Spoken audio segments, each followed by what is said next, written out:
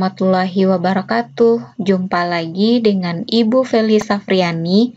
Kali ini kita akan membahas materi kelas 9 semester 1, yaitu tentang sistem reproduksi pada manusia. Sudah part keempat, yaitu tentang fertilisasi dan kehamilan. Baik, kita mulai saja.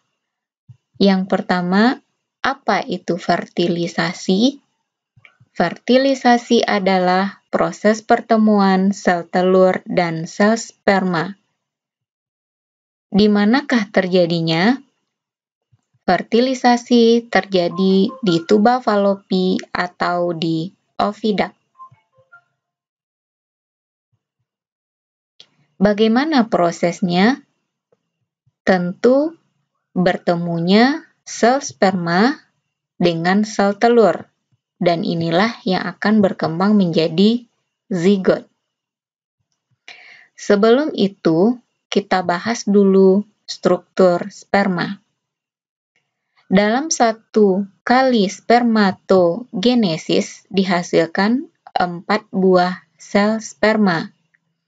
Struktur dari sperma sendiri yaitu bisa dilihat bagian depannya, yaitu ada kepala. Di dalam kepala ada inti, kemudian di ujungnya ada akrosom, kemudian ada leher, kemudian ada mitokondria. Mitokondria ini mensuplai energi untuk pergerakan sperma. Kemudian ada ekor. Ekor sperma ini membuat sperma bisa bergerak mengejar sel telur. Kemudian kita masuk kepada struktur ovum atau sel telur. Ini adalah struktur sel telur. Bagian yang paling luar yaitu ada corona radiata, kemudian ada membran vitellin, kemudian ada zona pellucida, kemudian yang orange itu adalah sitoplasma, dan yang terakhir itu adalah inti sel atau inti dari sel telur atau ovum. Dalam satu kali oogenesis ini adalah proses pembentukan sel telur, dihasilkan 1 buah sel telur, dan sel telur ini matang dalam jangka waktu 1 kali sebulan, baik dari ovarium kiri maupun dari ovarium kanan. Proses pembuahan sendiri, yaitu dapat dilihat di gambar. Ini adalah sel telur yang ukurannya jauh lebih besar daripada sperma, dan ini adalah sperma. Jadi, sel sperma akan mengejar sel telur. Jumlah sel sperma itu jumlahnya jutaan, namun yang berhasil membuahi sel telur hanya 1 buah sel sperma. Sel sperma akan menembus zona pellucida sel telur dengan bantuan akrosom yang ada di bagian ujung kepala sel sperma. Setelah itu, terjadilah peleburan inti antara sel telur dengan sel sperma, dan itulah yang akan menjadi zigot. Dan ini adalah proses perkembangannya, dimulai dari terbentuknya zigot, berarti sudah ada penyatuan inti sel telur dengan inti sel sperma. Kemudian, di hari kedua, zigot itu terdiri atas 2 sel. Kemudian di hari kedua sudah terbentuk 4 sel. Dan di hari ketiga sudah terbentuk lagi 8 sel. Kemudian terus berkembang, akhirnya menjadi morula, dan morula nanti akan berkembang menjadi blastula. Jadi, setelah terjadi fertilisasi di tuba falopi, maka zigot akan bergerak menuju rahim, dan terus bergerak dan akhirnya nanti menempel atau terjadi implantasi di endometrium rahim.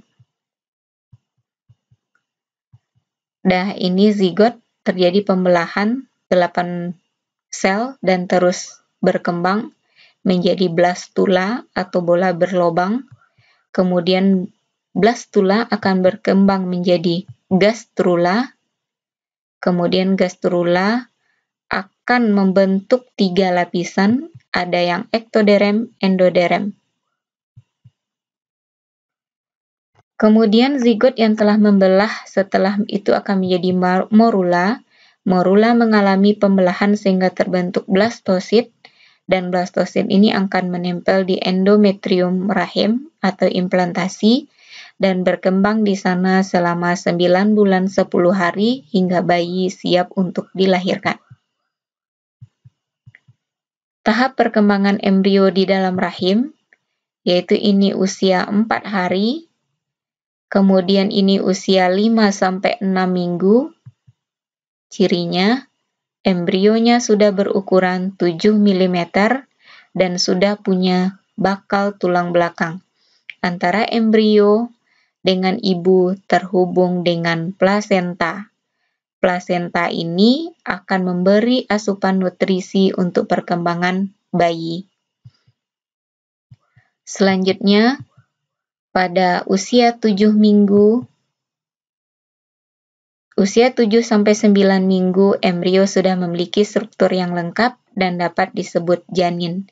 Ukurannya 5,5 cm, janin terhubung dengan plasenta dan terlindung kantong amnion atau kantung ketuban, dan pada usia ini detak jantungnya sudah bisa dideteksi. Lanjut pada usia 10 minggu, 12 minggu, 16 minggu, hingga 20 minggu. Usia 10 sampai 16 minggu, ukuran janin sudah 6 cm.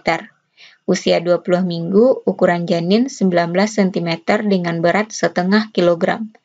Janin sudah seperti bayi, dengan jari kaki dan tangan yang terbentuk dengan kuku, sudah punya alis mata dan bulu mata, dan janin sudah bisa bergerak aktif. Selanjutnya, pada usia 6-7 bulan hingga 8 bulan dan 9 bulan, bayi sudah memiliki struktur tubuh yang lengkap. Tulang janin juga sudah mulai mengeras dan ototnya mulai menebal. Berat bayi bisa mencapai 2-3 kg dengan panjang 50 cm. Pada saat ini, yaitu bayi siap untuk dilahirkan. Adakah ayat Al-Quran yang membahas tentang proses kejadian manusia? Yaitu ada dalam surat Al-Mu'minun ayat 12-14. Yang artinya, dan sesungguhnya kami telah menciptakan manusia dari suatu saripati yang berasal dari tanah. Kemudian kami jadikan saripati itu air mani yang disimpan dalam tempat yang kokoh, yaitu rahim. Kemudian air mani itu kami jadikan segumpal darah, lalu segumpal darah itu kami jadikan segumpal daging, dan segumpal daging itu kami jadikan tulang belulang. Lalu tulang belulang itu kami bungkus dengan daging. Kemudian kami jadikan dia makhluk yang berbentuk lain. Maha suci Allah, pencipta yang paling baik. Dan mungkin hanya itu penjelasan tentang materi fertilisasi dan kehamilan. Terima kasih.